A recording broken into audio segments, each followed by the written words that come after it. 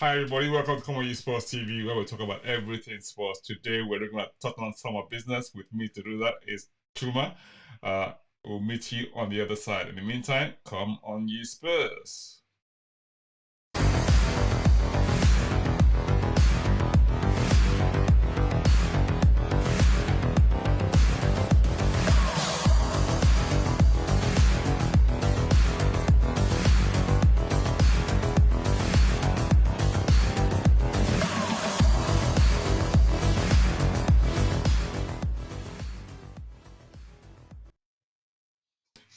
Sorry, I was busy dancing to the beats of the. I do the same. I won't even Yeah, complain. I love it. I love that tune. But hey, listen, welcome you guys to Come On Sports TV where we talk about everything Spurs. Today I've got Chuma on the line with me. We are going to be looking at Tottenham's transfer business this summer. It's been a really busy summer. There's been lots going on. Plenty of goings out and coming. And yeah, we'll examine each one. Yeah, so keep your belts braced on, and yeah, if you're new here, subscribe by clicking on the subscribe button, like us, and of course share with your folks who you think would love to hear this as well. And for those of you who've done that already, we really appreciate you and we thank you for your support. And we ask that you continue to do so. Thank you so much. Yeah, Chuma, how are you? Oh, I'm in a summer rebuild of my life. The same way talking about rebuilding. So I'm trying to rebuild my diet, rebuild my gym work. So I'm getting in line with Tottenham. Are you trying to make me feel bad? Are you? Right. getting rid of deadwood food, getting healthy food. That's what we. That's the thing. There's a word that goes on in most Tottenham blogs and forums where they talk about deadwood. I hate that word. Oh, You know, it's so derogatory. It's not even it's a human being you're talking about in such a fashion. But it's not only us; it's everywhere. It's actually it crossed. It's crossed just one club. It's just every club talks about we need to get rid of the deadwood. I'm thinking, my goodness, these are human beings. But anyway, I know, right? I mean, you know how these things are. When it comes to talking about football, people sort of kind of dehumanize others. That sort of push an agenda or narrative that suits whatever they're trying to talk about at that point in time. But Tottenham, I mean, we've got a new manager. We have had, I mean, so far, I think we've had three signings. We got Kulusevski signed up on a permanent deal from his loan deal. We picked up Guillermo Vicario. the For car. me, amazing keeper. Great buy, in my view. We've also picked up James Madison, another really, really good Mhm. buy. Now, as these sort of things go, I mean, we'll look at pros and cons in a minute, but you find that look, I remember when we picked up Ndombele, I was really, really excited about him coming in. Is not lived up to the hype or the expectation at the time. I think there's a difference this time around, and hopefully we'll see how that plan panned out. However, we've also got, I mean, plenty of rumors going on about, I mean, the other times, I mean, in our defense, everyone knows that we need sort of bolster that defense, and there have been folks who, okay, we haven't renewed Longlay's loan. We didn't sort of complete on the but someone says that we might actually be coming back. We'll look at that in a minute, and then we'll also have interest in people like Tapsoba, the guy from Bayern Leverkusen, and we have the guy, young defender also from the Dutch centre back, Mickey van der Ven, right? And there's also meant to be rumored interest in the Fulham centre back as well, who, as we said off air, he can play either side of right back or right half of centre back or left side of centre back. Tosin Adarabioyo. I actually like Tosin a lot. I mean, a lot of people he's underrated in many respects, but we'll look at those rumors in a bit. And I mean, this thing that just come up over the last few days about Palinha, the Fulham midfielder, who people are saying that Tottenham have made a bid for him, and now to land him, we might need to make sort of break our transfer record in order to sort of have a chance, This is someone who cost Fulham 20 mil when they bought him at the time. It's amazing how these numbers just sort of pop out at you. And people talk about 20 mil like it's only five, like only 2 million, 2 million, £2 million, like, it's only 20, only 20 mil, only 20 mil. That's it. That's it. Like, really? Only 20 mil, I remember Rio Ferdinand's record as 40, 27 million, was it? I can't remember how much they paid for it. No, Rio's 40. Most expensive. Are you sure? Yeah, Rio's 40. There so you go. He went for 20 something from West Ham to Leeds. Right, exactly. 27 million at the time, yeah. Alex Ferguson had to shatter the world record for a defender to get him from Leeds to Manchester. There you go. I think before that we had what's his name? That Liverpool striker with the hairband. What's his name again? Carroll. Yeah. 39 million. Oh my goodness. There you go. Anyway, so we are here, and then we've also got rumors that Harvey Barnes may join us as well, and that potentially Longley may return on a permanent deal, even though we haven't renewed the loan, the loan agreement. So where are we with all of this? There's so many rumors, and if we look at let's just look at the rumors for the minute. Let's start with what we've completed so far.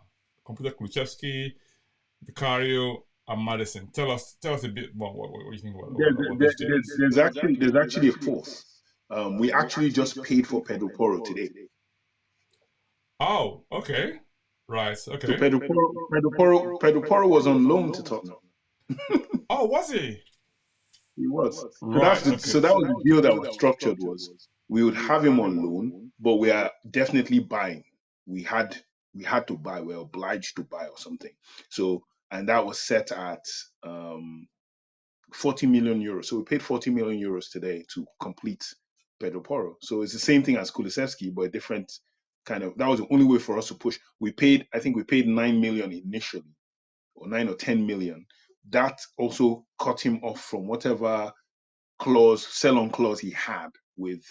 He was owned by Man City originally, so they had lots of things and lots of paperwork to get through. So Sporting Lisbon, either they want to pay the money or something. So that's how the deal was worked out, that in the end, we would help you get by your little clause, and then we'll have him, we'll pay his wages, and then end of the season we'll complete it. And that's what we've just done. So we've signed 4 players, 2 of whom were already affiliated with our squad. So yeah, so in terms of the time, isn't it? A really, really interesting time. I think I actually think that I've always been I won't say pro Levy, if you like. I've probably been more of an optimist in terms of outcomes, right? Regardless of who's making the decision. I haven't got any investment in Levy in any sense. I'm pro Tottenham, if you like, right? And from a long-term perspective, sustainability perspective, right? I actually think that the way he conducts business, okay, may rile off some other people, may rub them the wrong way. They have all sorts of press agenda about how he conducts business. But I think overall, from my perspective, I think he does a really good job of protecting Tottenham's interest and taking us to the next level in a sustainable way in the long term. A lot of people may not agree with his tactics, with his methods, and you point out they can sort of bring out all sorts of statistics about failed deals, how things haven't panned out and all that stuff, right? But if you look at things, if you did what I call a overall perspective, right? Mm-hmm. Some people might go along with the view that, he's failed, in quote, right? In quotes. Otherwise, people say, he's done really well.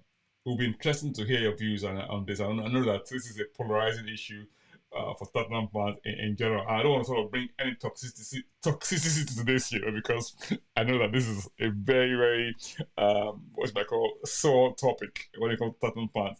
People have been known to, the very, very strong voices saying, leave her out, and because we haven't won trophies and the decisions have taken us where we are now, right? However, there's also those who hold the view that, hang on, hope you guys aren't being a little bit unfair on Daniel, because I think some people might take the view that you might be actually punching way above our weight when it comes to resources that we have available at our disposal, right? And if we didn't have someone like that at the helm, right, we'd probably be way, way back.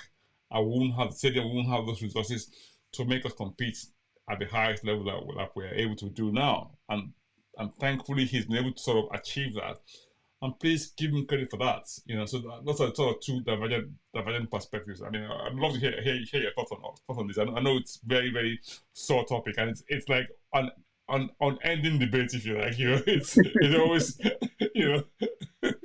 he doesn't get the credit that in my view. Anyway, please, I would love to hear from you.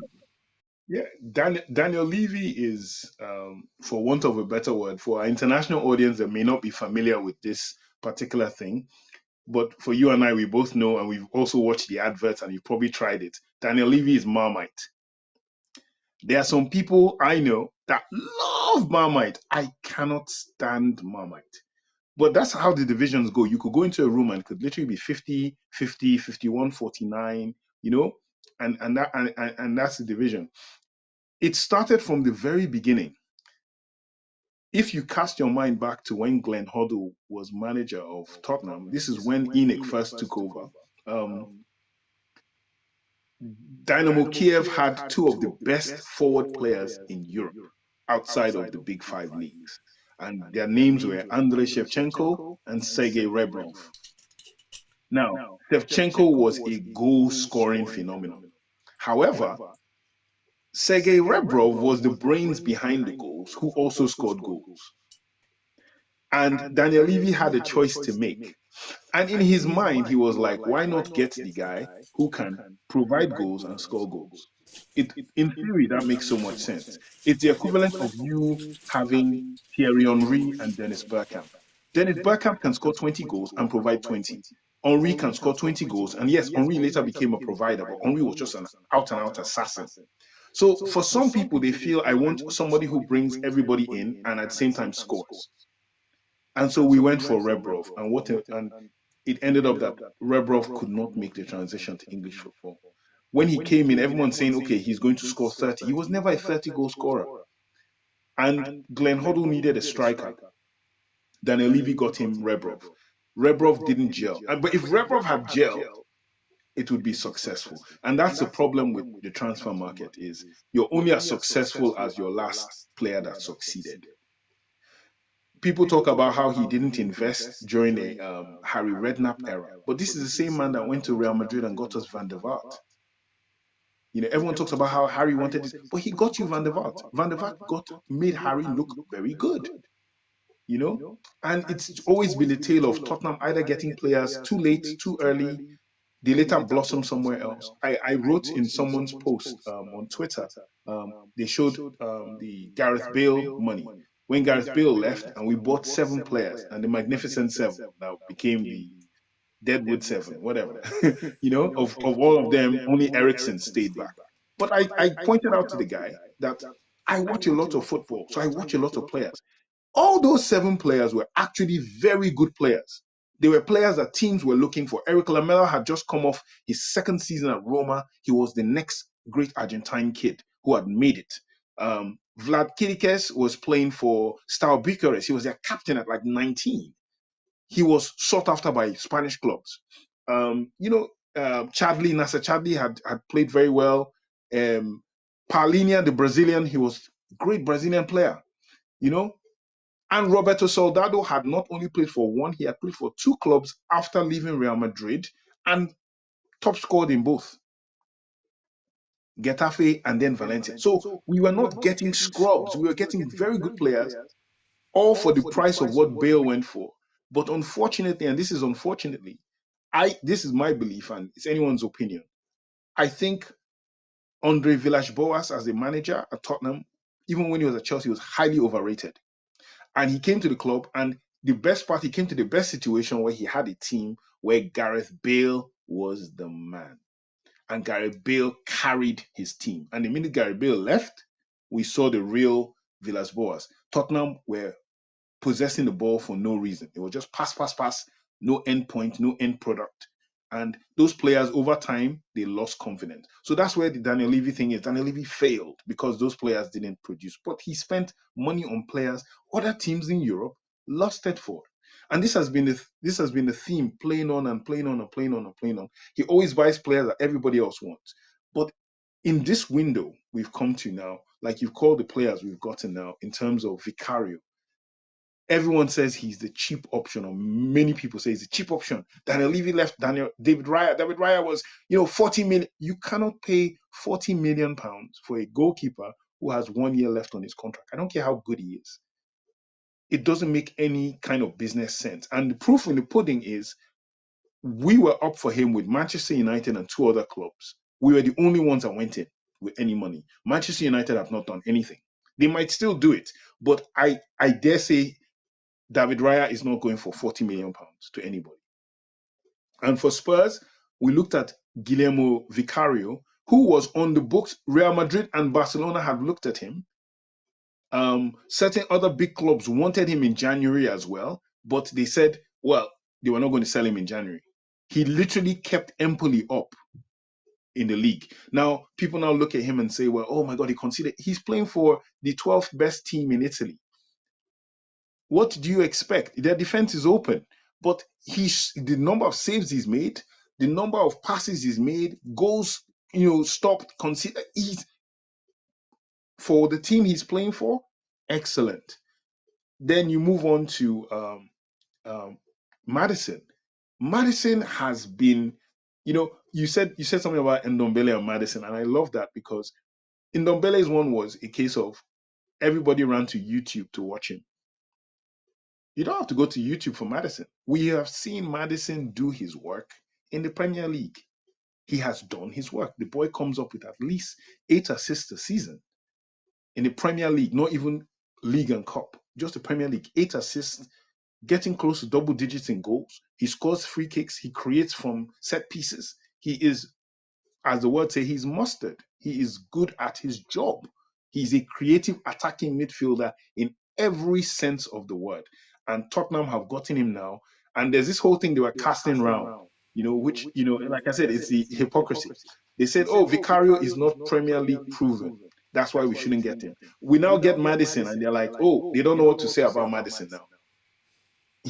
And it's just a very funny situation. I think Daniel Levy deserves some credit for buying these players as quickly as he has and trying to fortify the squad and trying to do the best he can for Ange.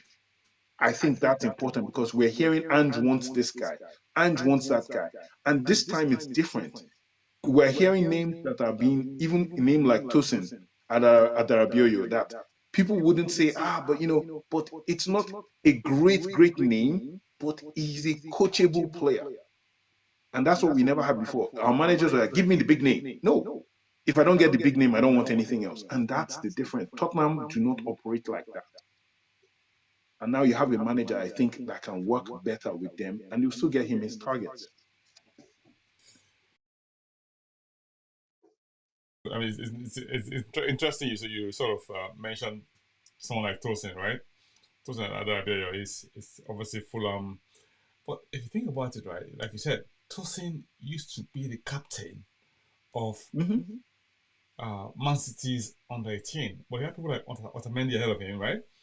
Company and all, those sort of caliber of players who obviously not give him a chance. So he is really, really, really good. So I mean, if we look at the targets we have for centre backs, clearly we have need to look at our back line, if you like. I mean, people are not particularly. If you look at the entire back line now, of what we have in terms of centre backs, we have Davies, we have Longley's gone, Davis, Romero, Sanchez is also on his way out. Who else? Dyer, right?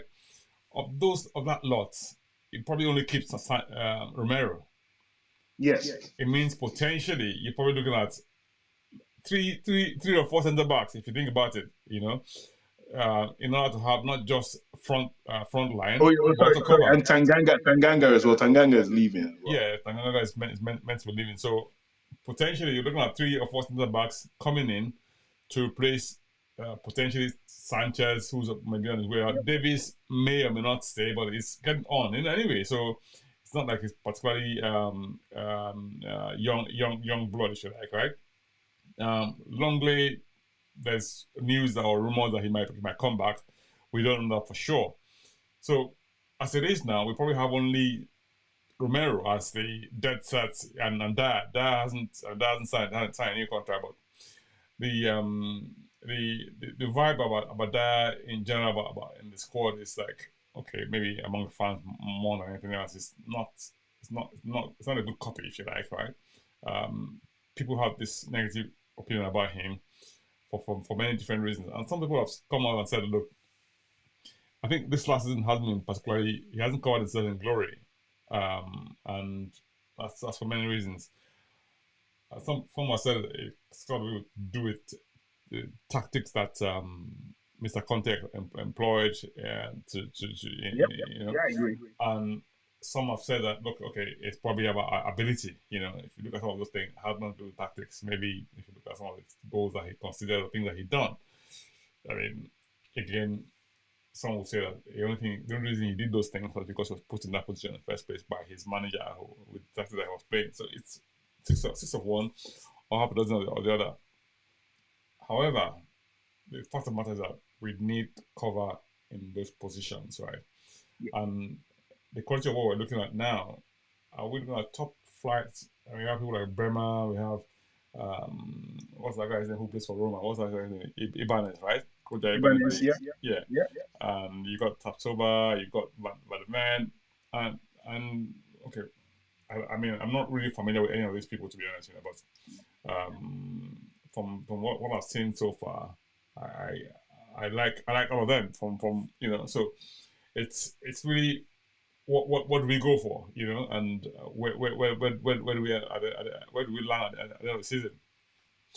I'm happy that a lot of the business that we're doing now is early doors. All the business we've done so far has been before, even before the season starts, if you like, even before pre-season starts. Like we're the second day in July now, so it's like, come on.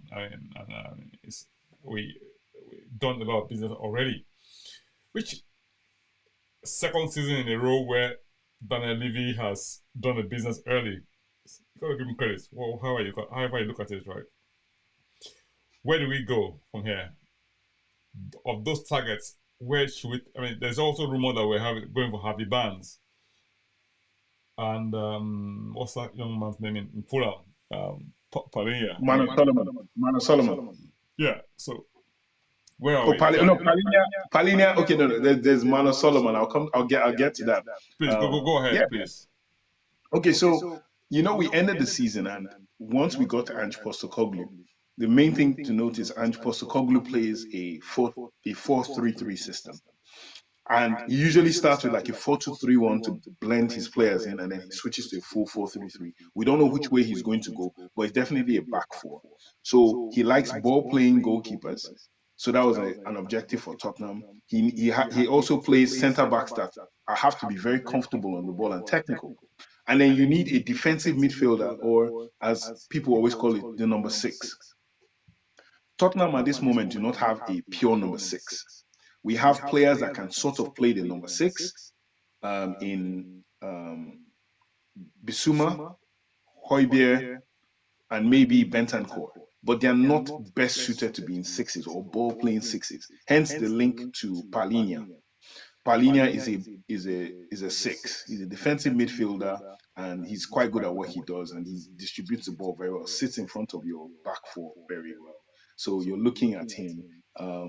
In terms of the defenders, I'm familiar with all the targets because Van de Ven plays for Wolfsburg, and Tapsoba is the interesting one because I have this thing where I always there are certain German teams I enjoy watching. I enjoy watching Bayern Munich, Borussia Dortmund, Leverkusen, and certain other clubs in Germany. I like and Leipzig especially. I like the way their managers set them up. And the curious thing about Bayer Leverkusen is Bayer Leverkusen played a back three and then they moved to a back four, and sometimes they go back to the back three. Especially under Xabi Alonso, he's very fluid.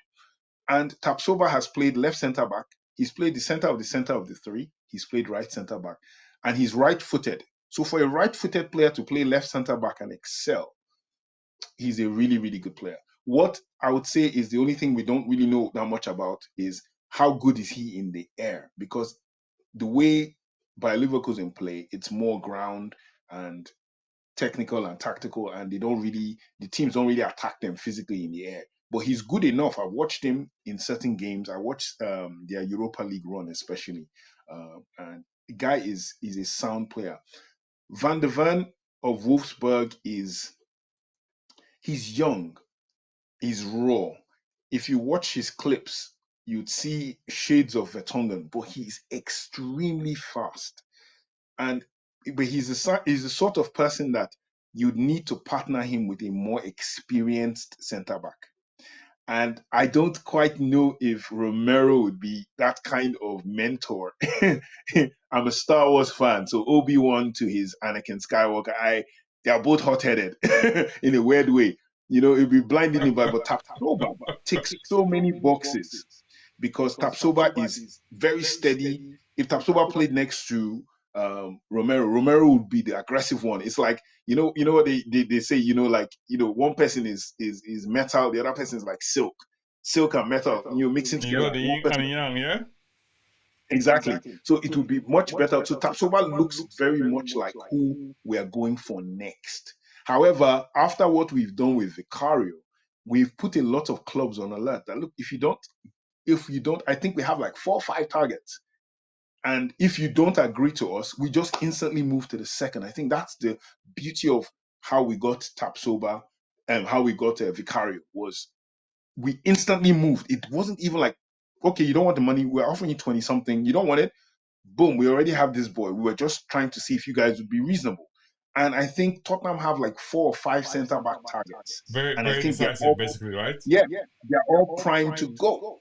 I think as soon as if Tapsoba's price goes too high, they're going to go for. They've already directly spoken to Van der Ven's to Wolfsburg, so that's already there. So Leverkusen are aware of this as well. They're look, these guys, if we mess them around, they'll just move on, And while that's going on, the Tosin thing is on the side.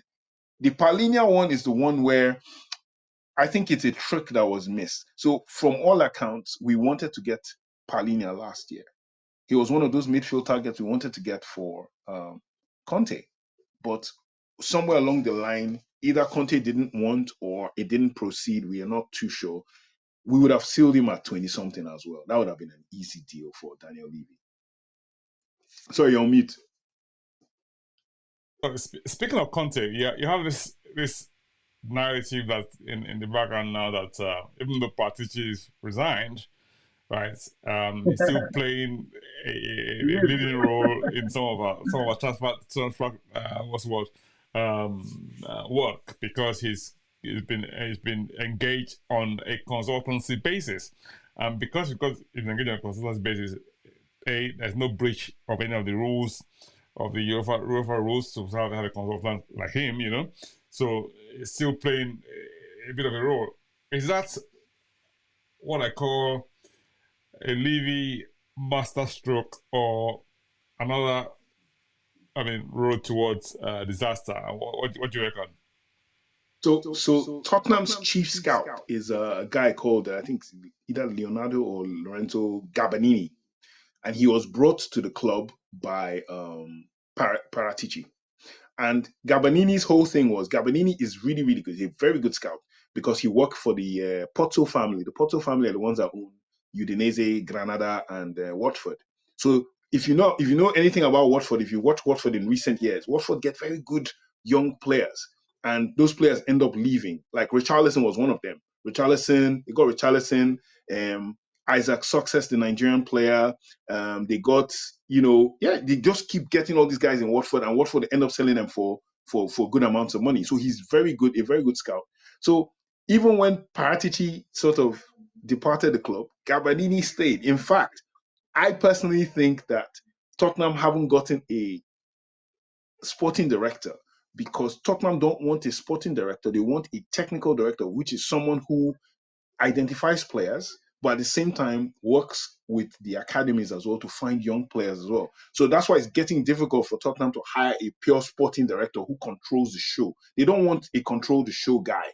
They want a guy who is working with data and who is identifying not for senior, but also junior as well. And Gabanini, to me, fits the mold. Now, Paratici as well is a guy who he can go for 6 targets at the same time. Hence, the move Tottenham's making is a Paratici thing where we got 5 guys on.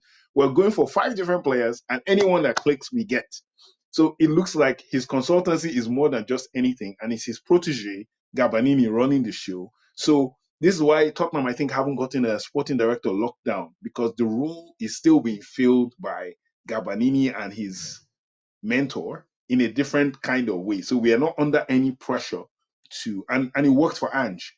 So Ange is not complaining. I mean, you got this young, well, not young, I mean, Mr. Scott Mon, who's obviously started at the same time as Ange, right? And again, he's almost like we call it DOF. It's almost like a director of finance, isn't it? Is that what his role is? Director of football. Chief football officer is really chief finance officer. Exactly. Chief football officer, right? So CFO, exactly, right? So and the thinking is that okay, fine, you've got him coming in. Where does the director of football fit into that structure? One, right? And okay, so we don't have one now. So, and of course, we've got transfer targets. But the rumor also is that the way Postecoglou works is that he doesn't really work with the director of football. He just makes the final decisions in terms of who he wants, in terms, and all of that. And that seems to have been played out so far with all of the transfer that's gone on without a director of football. So he works with the scouts, works with the recruitment team and all that stuff. So we now see how that's working out. Where does that leave us in terms of a structure with Scott Mon coming in? Are we still going to get director of football? I really don't know, but I mean, I wish find someone who could give us with direct authoritative explanation and say, fine. Because one of the things we were looking at, I mean, obviously before he was appointed was that look, Tottenham have this I won't call it fluid. It's like almost like in abeyance. Things are like instead of flux with plasticity going. Need to appoint somebody else. We've got only the Gabardini there. So who's he going to report into? Is he going to report into the board? Is he going to report into the CFO? Who's not going to come in until what now? About after the first of July, and who does it report to? I mean, so all of that sort of stuff kept things in a sort of flux. Where are we exactly? Tell me. Do you have a clue? So at the end of last season, Tottenham revamped their scouting system. So there's a particular database scouting system that Brighton run and Brentford run as well. So Tottenham decided, look, we're going to incorporate the same things that Brighton and Brentford do. And so Tottenham's search for a sporting director, the profile of who they wanted changed. So before, we would have gone for a sporting director who would answer to the chief footballing officer, who answers to the chairman or chief executive. But now, Tottenham are looking for somebody who is familiar with data scouting. So you're more or less not looking for a sporting director, you're looking for a technical director. And that, I think, is where the problem lies, because supposedly Tottenham have been turned down 2-3 times. And I've read the reports about why the things haven't clicked or allegedly haven't clicked, because it's never been really officially brought out, is that, oh, my vision of the role doesn't align with Tottenham. And those guys are pure out and out. There's one that's just been signed by West Ham and one by Liverpool. And these are pure out and out sporting directors. But for them to say, well, it's not what we thought it was going to be, it tells me that Tottenham are really going full steam for this technical role. And that person would answer to the CFO and also work with the manager, but he would not be in control. That's the difference. He would just be. It's like really like a proper director of scouting and and development. So you're looking for someone who can help the youth teams. Tottenham is going to focus on also trying to get the best young players to enter our academies as well now as well. They are really going to focus on trying to build and it's quite similar to what Brighton are doing. A lot of people have noticed Brighton, but they don't really see what Brighton are getting some really amazing young players into their academies right now, and they're trying to create that kind of pyramid that allows everything flow to the top. And Tottenham are doing that, and I personally believe that's where Tottenham are going to go to for next year. I don't think we would hear any major big sporting director arrive at Tottenham. I think it's in-house. I think it's Gabardini personally, or somebody of that stature, a kind of scout. There was a rumor that there's an ex-player for particular club. I can't remember what it is. He was supposedly in Tottenham Stadium last week, and everyone thinks it's going to be him. And his job has been to boost that other club's youth team more and stuff. So I said that if that guy is coming to Tottenham, then it's definite that we're not going for a big sporting director. We're going for something less than. And I think that suits the manager more. The sporting director thing is to me is a poison chalice sometimes with certain people, because if the club's not going well, you get that blame that you didn't do this, you didn't do that, you didn't identify, or if things that players are not playing well, you're a Levy lackey. That's the next one. Oh, Daniel Levy is using the guy. He's not really him. It's Daniel Levy doing it just puts you in that, catch 22. You're damned if you do, damned if you don't. And Daniel Levy, I think, has taken a lead role in certain transfers that have been difficult, but I don't think a lot of them have been really difficult in these last couple of months. I think he's been quite straightforward. But certain targets right now, like the Palinia one, I don't think they're asking, and the reason we're asking for 90 million is because, or world record fee, is because West Ham wanted to use him to replace Declan Rice. So if Declan Rice is going for 105 million, why should you? I now know you have money. Why should I sell my man for the cheap? So that's what's raised his price. I'm thinking, like, really? I mean, 105 million for Declan Rice? Hey, what do I know about this thing, right? It's a marketplace. I was one of the few Spurs fans that came out. A lot of Spurs fans came out to ridicule Arsenal for that. I don't ridicule them. It's a marketplace. It's what the marketplace sets that you pay. We've supposedly paid 40 million for Madison, but that's not true, because we sold, as you would say, we're getting to departures. We sold Harry Winks to them. So we just literally paid 20 something million, and that's what we paid to Leicester. Leicester gave us back our cash by getting Harry Winks. But yeah, the Harvey Barnes one, that's actually kind of interesting, because I heard that yesterday. And I thought West Ham were advancing with him. But I heard last night, someone just sent me a thing saying, dude, Harvey Barnes is coming to your club. And I was like, but I thought West Ham had closed that deal. Because I know we are after, I don't know if you know the young boy, there's a young Israeli player that is really good called Mano Solomon. Many people hadn't heard of him, but all of a sudden, Tottenham made the news because the chairman of Shakhtar Donetsk said, I will sue Tottenham. He didn't say any club. He said, Tottenham, if they sign the boy for free. Because according to the new rules, since he plays in Ukraine, a lot of Ukrainian players are going for free because they can't play, because the war is going on. So he was on loan to Fulham. And this man, Solomon, is a very good winger. He played under De Zerbi when De Zerbi was managing Shakhtar Donetsk. He's a very technical boy. He's like Mitoma, quite tricky. And he played well for Fulham. He was injured at the start. Then after that World Cup period, he started playing for Fulham, and this boy was doing things. But Fulham can't really, if it's between Tottenham and Fulham Tottenham are winning, you know. So Tottenham now saw the law that says he's going to go for free. That boy would cost like 20, 50, 30 million. He's going for free. So I don't know how it came to the Shakhtar. The Shakhtar Donetsk did not call Fulham. They said, we will sue Tottenham. And then I give you the thing where I know that I said that it's not true, it's a rumor. You know, I like the boy. I was like, rumor. All of a sudden, guess what? Tottenham were not meant to play any home friendlies pre-season. We were meant to do the tour and all that, but what has been scheduled? A friendly with Shakhtar Donetsk for Ukraine has been scheduled.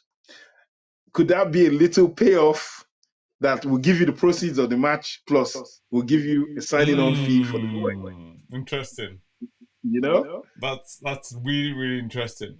Now, it's so much going on. You know, we have, I mean, all of this rumors going on about, like what you just said just now, the Solomon one. You know, but we've also we've got Tapsoba, you got Van de Ven, you got Ibanez, you know, Longley to return on a permanent deal. All sorts going on, you know, in terms of transfer. You know, I mean, we could be here for another 2 hours talking on that. But there have been departures. I mean, we got Harry Winks gone to Leicester, you know, which you mentioned earlier on, right? Lloris, with the arrival of Vicario, probably means that Lloris might be on his way, even though he's still got 1 year left on his contract. We haven't found a taker. I mean, as far as I'm aware, we haven't found somebody who's sort of said a signal interest in him, even though there's been rumors that he's going to go to Saudi Arabia. Roselso has been rumored to be able to be on Barcelona's list, right? But I mean, if you ask me, anyone on Barcelona's list should take a big gulp because you know, no money. it's almost like please just don't even think about it, you know. And then you got Sanchez, which you mentioned earlier on. I mean, rumored to be on his way to Galatasaray. I mean, on the basis that there's somebody coming out our way in the central defense positions who might be on our way. And there's this also rumor that's making the round that Højbjerg might be sold, you know, and that's a very interesting one because if Højbjerg is sold, I don't know. I mean, it's not like I don't know. I hate that word deadwood, you know, but I mean, let's just use it for the sake of this discussion, if you like. So presumably, I don't know how much we'll get for Højbjerg, but I mean, we're not going to give Højbjerg away for nothing, are we? Really? No, Exactly. So we'll probably get something significant for him. Hopefully, that will fund Palhinha's arrival, presumably. So he would, you know. But don't forget that we've also got Bentancur, who's injured at the moment, but also make a recovery, and the expected date of resumption for him is somewhere around November, you know. Now, where does that leave us in terms of cover, if you like, in that midfield area? Because at the moment we have Skip, we've got Bissouma. Okay, Sa is probably not the main product as yet, you know. And then of course Madison is not defensive in any way, shape, or form. It's more attacking than anything else. So it probably leaves us short in that department. How do you see that? So the Højbjerg thing is a case of I think Ange Postecoglou has already looked at him and he feels this guy wouldn't gel properly in my team. Not because he's not a good player, but he doesn't have the profile of what I think. This is just my opinion, and I think he's identified it. There's no denying that Pierre-Emile Højbjerg is a good player. It's just that, for want of a better word, he doesn't come across as, quite the cultured Spurs midfielder we'd like to see. He's a destroyer in a 4-2-3-1. He was very capable in two midfield for Conte, but he kept on passing backwards. He was kind of negative. And I felt he played better for Denmark in an attacking sense than he did for Tottenham. But he put in some very good passes as well. There's no denying that. But another thing is, Tottenham are able to extricate value from him. He's 27, 28 years old. if Tottenham sell him now, we can get up to 40 million. I personally believe 40 million pounds for him in this market. And Atletico Madrid have been making sounds like they are interested in him. And we talked earlier about Galatasaray. So there are two players actually that Tottenham are rumored to be going in Galatasaray. One is Victor Nelson, the defender, and that's why I think Sanchez goes, Victor Nelson arrives. But the second player is the one that's kind of interesting, and that's Nicolo Zaniolo. The rumors are Nicolo Zaniolo, Tottenham are still looking at him, and the Italian connection, Paratici once again, that Tottenham are supposed to put a £50 million bid for both Nelson and Zaniolo. And Zaniolo plays an 8. He plays midfield as well, not defensive, but he plays the other side. Then what we are looking for is a 6. There's another name too, once again, a Paratici name that nobody's talking about, and that's the Moroccan player Sofian Amrabat. Amrabat was meant to go to Barcelona. Barcelona cannot afford to pay for him. He wants to go to Barcelona, but Barcelona can't pay. So he's still available. He's cheaper than he was last January when we were going for him. His contract is running down. So I have this sneaky feeling Tottenham are going to go for Amrabat or another midfield number 6 to play with Bissouma for now if they can't get Palhinha. Ange Postecoglou has been in print, it said, saying that he wants to see Sarr play as one of his 2 number 8s. So the case is that Sarr is not going anywhere. Oliver Skip has sort of been placed on a transfer thing as well. If an offer comes for Skip, he's gone.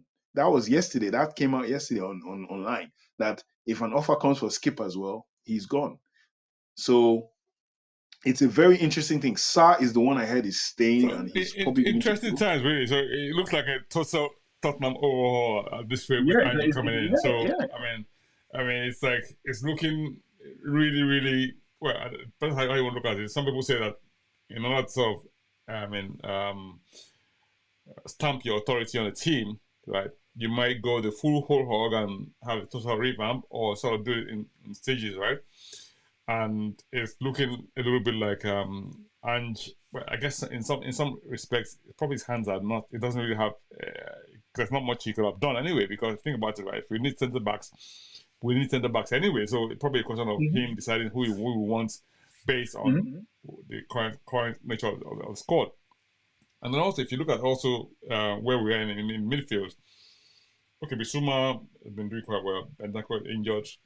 Højbjerg is one of these 50-50 type situation. So really and truly, and then you've got Madison, who's got the creative flair.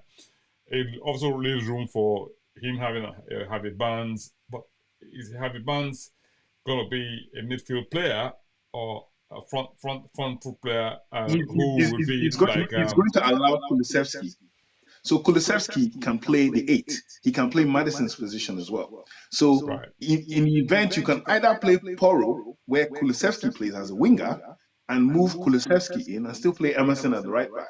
And Kulusevski where would Brian Hill fit in all of this? I mean, he's Brian back Hill is on his loan spell. so yeah, you need 2 wingers. And also, it sounds crazy. Remember the comparisons.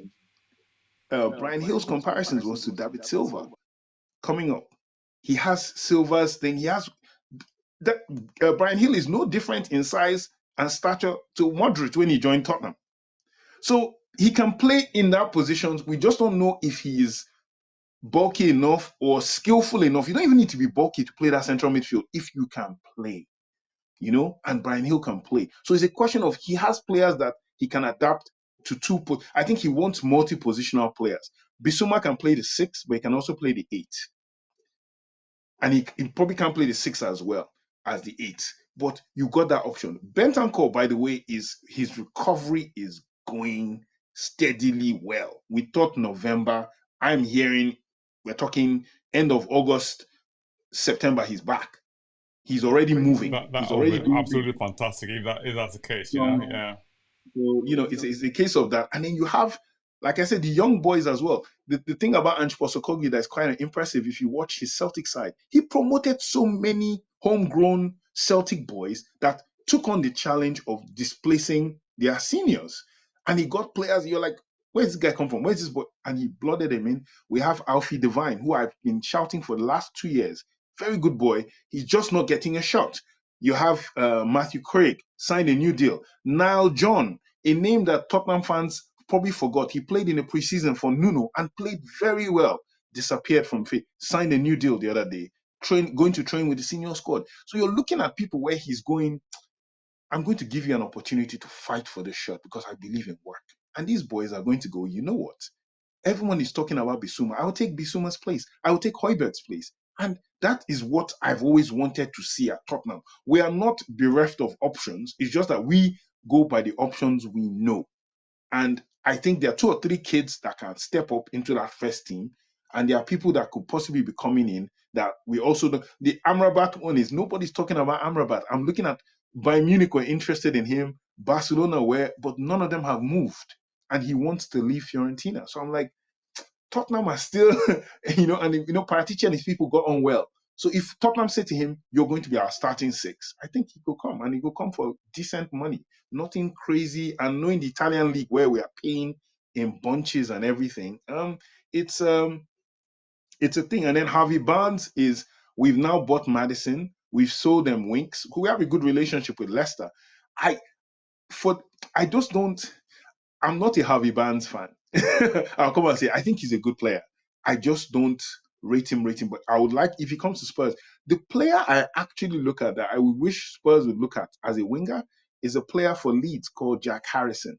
Jack Harrison he needs to get out of Leeds, and Leeds will not take up to 20 for him. So I'm looking, going, why isn't anybody moving for Jack Harrison? He's played under Bielsa, so he knows how to do the movement, and he's a very good winger playing right or left with his left foot. He's good at both sides. So I'm looking at him. There are options out there. That's the beauty of this window is there are so many options. And we're not even talking about the Crystal Palace boys, Olise, Eze, people like that are still there. There are deals that can be done. We probably don't know what's going on in the background. It's interesting, very, very interesting. There's a lot going on. Plenty of options for us to look at as a team.